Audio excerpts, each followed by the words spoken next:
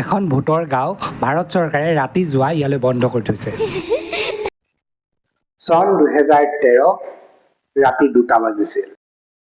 এদল অনুসন্ধানকাৰী এখন গাঁৱলৈ গৈ ইনভেষ্টিগেশ্যন শেষ কৰি গাড়ীলৈ উভতি আহে।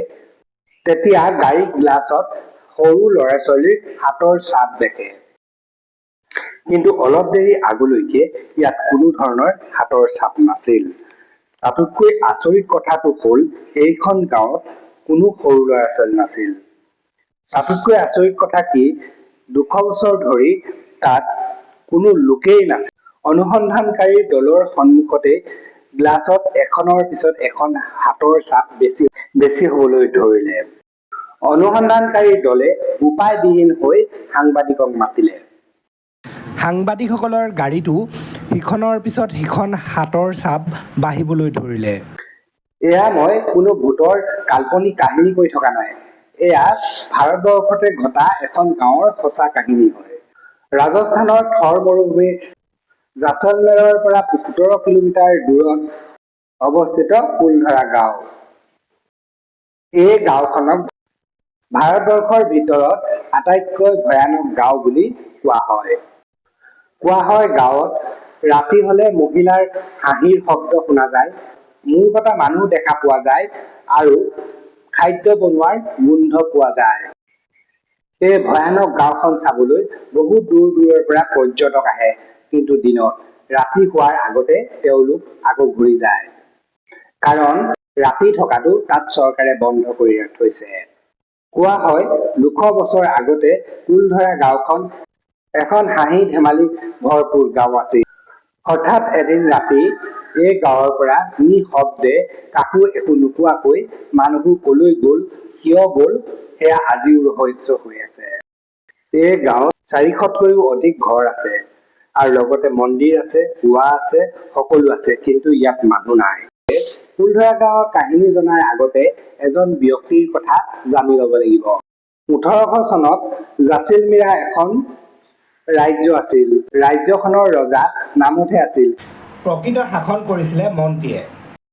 সেই সময়ত তাৰ মন্ত্ৰী আছিল চালিম সিং। এই মন্ত্ৰীজন বহুত অহংকাৰী, অত্যাচাৰী আছিল। সম্ভৱতঃ 1790 চনৰ পৰা 1820ৰ ভিতৰত ধাৰণা কৰা হয়। এই সময়ত চালিম সিঙৰ চকু পৰিল এখন সৰু গাঁও কুলধাৰা। এই গাঁৱৰ লোকসকল পালিগ্ৰাম বামুণ হয়। এই লোকসকলৰ কৃষি কৰ্মত পাকৈত আছিল। কুলধাৰাৰ লোকসকল ইমানেই পাকৈত আছিল খেতি কৰ্মত, কল্পনা কৰক থৰ মৰুভূমি অঞ্চলত এনেকুৱা এটা কৃষিৰ বিপ্লৱ আনিলে, তেওঁলোকে পানীৰ সংৰক্ষণ কৰাৰ ব্যৱস্থা এনেকুৱা কৰিলে, ইমানেই কৃষি কৰ্ম হৈছিলে সেইটো সময়ত তেওঁলোকৰ আৰ্থিক অৱস্থা জাচিলমিৰাৰকৈ কম নাছিল। পালিগ্ৰাম বামুণসকলে এনেকুৱাই চিভিলাইজেশ্যন তাত থিয় কৰি দিলে যে তেনেকুৱা এটা চিভিলাইজেশ্যন হোৱাৰ পিছতো তেওঁলোক কিয় তাৰ পৰা গুচি গ'ল আজি পৰ্যন্ত তাৰ কোনো উত্তৰ নাই। ধাৰণা কৰা হয় সেইটো সময়ৰ গাঁৱৰ প্ৰধানৰ ছোৱালী চালিম সিঙৰ চকুত পৰিলে। চালিম সিঙে গাঁৱলৈ আহি ধমকি দিলে যে গাঁৱৰ প্ৰধানৰ ছোৱালী তেওঁক লাগে আৰু তেওঁক যদি গাঁও প্ৰধানৰ ছোৱালী নিদিয়ে তেতিয়া জোৰ কৰি লৈ যাব। চালিম সিঙে এদিন সময় দিলে, গাঁও প্ৰধানৰ ছোৱালী যদি তেওঁক নিদিয়ে তেওঁ গোটেই গাঁও আহি কাটি কৰি খাস্তাং কৰি দিব। তেওঁলোকৰ দুটাই ৰাস্তা আছিলে, এটা গাঁও প্ৰধানৰ ছোৱালীজনীক চালিম সিঙৰ হাতত অৰ্পণ কৰা, নাইতো চালিম সিঙৰ বিৰুদ্ধে যুদ্ধ ঘোষণা কৰা। তেওঁলোকে এই দুইটা নকৰি তেওঁলোকে তৃতীয় অপশ্যনটো বাছি ল'লে, গাঁও এৰি গুচি যাব। আৰু তেওঁলোক একে ৰাতিৰ ভিতৰতে গাঁও এৰি কলৈ গুচি গ'ল কোনোৱে গমেই নাপালে। কোৱা হয় যে তেওঁলোক যোৱাৰ আগত ইয়াত যজ্ঞ পাতি হাও দি থৈ গ'ল, যাতে ইয়াত আৰু কোনো লোক কোনো দিনে থাকিব নোৱাৰিব। বিভিন্ন লোক থকাকৈ গৈছে যদিও তাত কোনো লোক ৰাতি থকাৰ পিছত আৰু তেওঁলোকক বিচাৰি পোৱা যোৱা নাই। সেয়েহে ভাৰত চৰকাৰে এই জেগালৈ যোৱা ৰাতি বন্ধ কৰি দিছে।